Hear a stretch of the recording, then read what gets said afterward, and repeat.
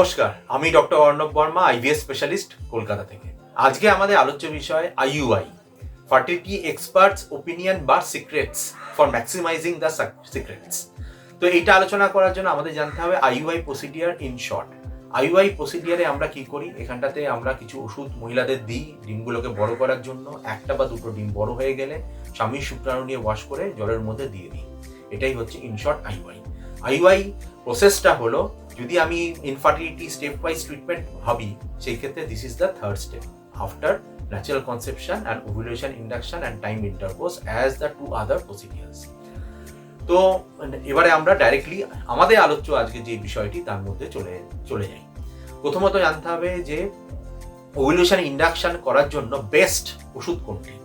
এই ক্ষেত্রে আমরা বা পুরোনো দিনে যেটা আমরা ইউজ করতাম সেটা হচ্ছে ক্লোমিফেন সাইট্রেট, যেটা কিনা সিলেক্টিভ ইস্ট্রোজেন রিসেপ্টর মডুলেটর। আগে 75 mg ইউজ করা হতো, এখন ওটা 150 mg ইউজ করা হয়। কিন্তু এগুলোর কিছু কিছু সাইড এফেক্টস আমরা দেখেছি। সাইড এফেক্টস বলতে ডিক্রিজ মুড সুইং, আপনার ডিক্রিজ ভিশন, এছাড়া ওভারিয়ান সিস্ট, এই প্রবলেমগুলো দেখা যায়। সেই জন্য যদি কারো ক্ষেত্রে আমরা এখনো ক্লোমিফেন সাইট্রেট ইউজ করে থাকি, সেই ক্ষেত্রে বেস্ট হয় HMG, যেটা কিনা FSH এবং HCG এটা অ্যাড করা।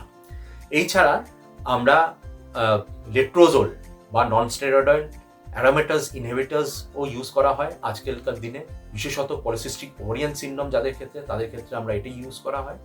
এই ক্ষেত্রেও আমরা দেখেছি, আমরা যদি অল্টারনেটিভ ডে HMG বা FSH ইঞ্জেকশন ইউজ করি, সেই ক্ষেত্রে সাকসেস রেটটি অনেক হাই। নেক্সট যেটা আমি বলবো সেটা হচ্ছে যে যখন দেখবো যে লিডিং ফলিকালটা 20 mm বা তারও বেশি, ঠিক তখনই আমরা HCG ট্রিগার 5000 বা 10,000 ইন্টারন্যাশনাল ইউনিট আমরা দিই।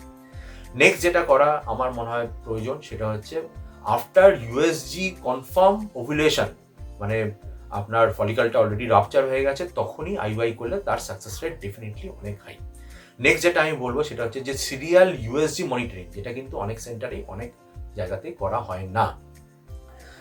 এরপরে যেটা আসবে সেটা হচ্ছে যে ডাবল আইইউআই যদি আমরা করি অনেক সময়, সেই ক্ষেত্রে সাকসেস রেটটা অনেক হাই।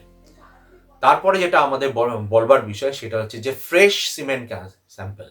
সবসময় অনেক জায়গাতে যেটা দেখেছি, হাজব্যান্ড খুবই ব্যস্ত, স্যাম্পল ঠিক টাইমের on the date of IUI আসতে পারবেন না, অফিসের কাজে ব্যস্ত, প্রিভিয়াস উনি একটা স্যাম্পল জমা করে বা ফিজ করে দিয়ে গেছেন। তার থেকেও আমার যেটা বলবার সমস্ত আমার পেশেন্টদের বা কাপলদের সেটা হচ্ছে যে ফ্রেশ স্যাম্পল যদি দিতে পারেন, তার কিন্তু কোয়ালিটি কোয়ান্টিটি সবচেয়ে ভালো হয়।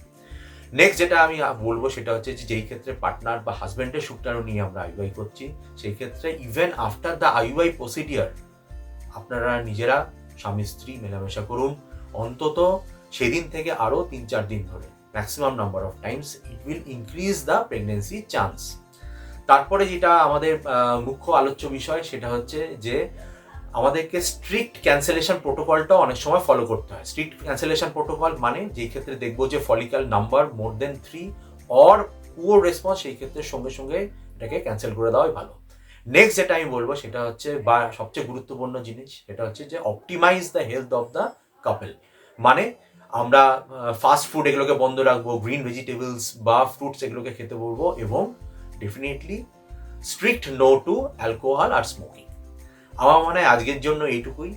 আরও যদি বিশদে জানতে হয় তাহলে আমার দেওয়া নাম্বার 70441945 কন্ট্যাক্ট করবেন। এইটুকুনি মন দিয়ে শোনার জন্য অসংখ্য ধন্যবাদ।